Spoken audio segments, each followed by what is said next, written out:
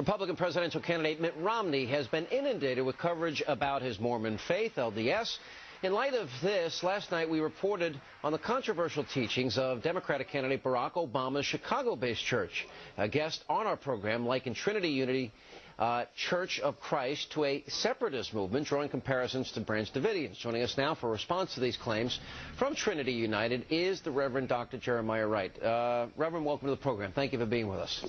Thank you for having me. Okay, this is the same church. You do have the website, right, where it says commitment to the black community, commitment to the black value, Go ahead. The black value system, which was developed by the congregation, by laypersons of the congregation 26 years ago. Right. Very similar to the Gospel and Sola Tsunami developed by laypersons in Nicaragua during the whole liberation theology movement 26, 28, 30 years ago. Yes. But we're not dealing with, this is on the website today. Well, let me just inform our audience, and I want you to respond if you can.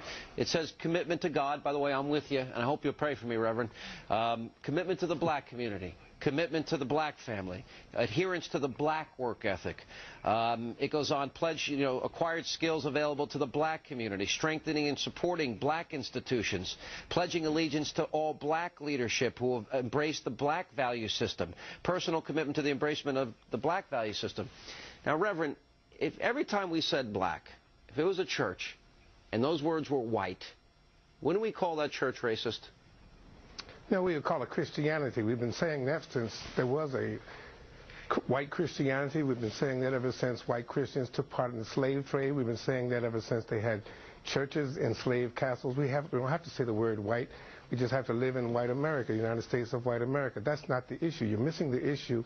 As I was trying to say to you, liberation theology, and I thought Eric Rush had studied at a theological seminary that was conservative. Come to find out, he doesn't know anything more about theology than I know about brain surgery. So for him to speak, here's my point. No, let me finish. No, here's my point to you. If you're not going to talk about theology in context, if you're not going to talk about liberation theology that came out of the 60s, systematized black liberation theology that started with Jim Cone in 1968, Reverend, and the writings of Cone and the writings of Dwight Hopkins and the writings of womanist theologians and Asian theologians and Hispanic theologians. Reverend, I got to get this in. Then you can't talk about the black value system. I'm going to tell you this. Listen, do you know liberation theology, sir? Reverend, do you know liberation theology? I actually studied theology. I went to a seminary, and I studied Latin. No, I said, do you know black liberation theology? I'm very aware of what you're calling black liberation, but let me get my question out. No, I didn't ask you what I'm calling. I said, do you know black theology? Reverend, I'm going to give you a chance to answer my question. How many of Cone's books have you read? Reverend, how many of Cone's books have you read? Reverend, I'm going to ask you. I'm going to ask you the question. How many books of Cone's have you read? I'm going to ask you this question. How many books of Dwight Hopkins have you read? You're very angry and defensive. I'm just trying to ask a question here. Barack Obama goes, sir. Barack Obama goes to your church. You haven't answered my question. And it seems to be when you say the black community, black family, black work ethic, black community. It seems to an arrogant, ignorant person. I'm asking you.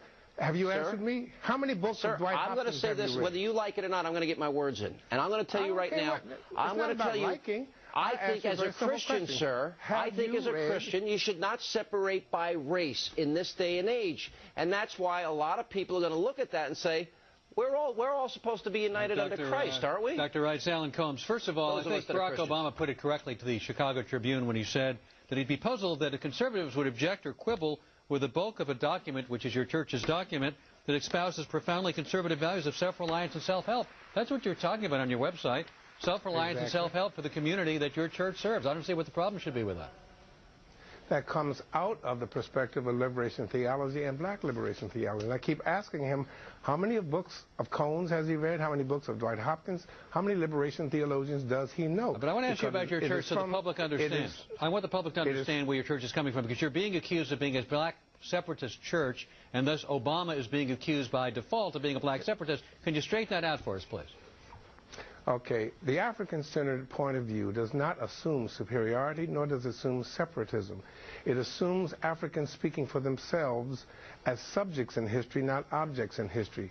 It comes from the principles of Kawaida, the second principle being Kujichagulia, which is self-determination, us naming ourselves and not saying we are superior to anybody. We have no hierarchical arrangement. When you say an African-centered way of thinking, African-centered philosophy, African-centered theology, you're talking about one center. We're talking about something that's different, and different does not mean deficient. Aren't there black churches? Nor does it mean superior or inferior. The whole notion of hierarchical, one superior, well, let's be separate because we're better, that's nothing, has absolutely nothing to do with it. Aren't there black churches all over America that say pretty much what your church says? They serve the African-American community. They say very similar things to what you say in your website. Yes, they do. And your church is being singled out simply because it has congregants like Barack Obama, but also has people from all walks of life, welfare recipients, Oprah Winfrey, Correct. as I understand it, and a whole bunch of people. Correct, that's correct. We've been singled out ever since the Audacity of the Hope speech, ever since the Democratic Convention, ever since the book Audacity of Hope, ever since the journalists found out that Barack was one of our members. Yes, we've been singled out unfairly and singled out. We're on a hard break, but may I suggest that we talk about the American community instead of black, the American family instead of black. Let me suggest that you do some reading before you try to talk to me about my field.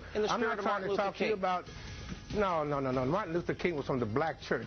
He was not from the white church. He was not from Pat Robeson, Jerry Falwell, the Christian conservatives. I judge people by the content of their character.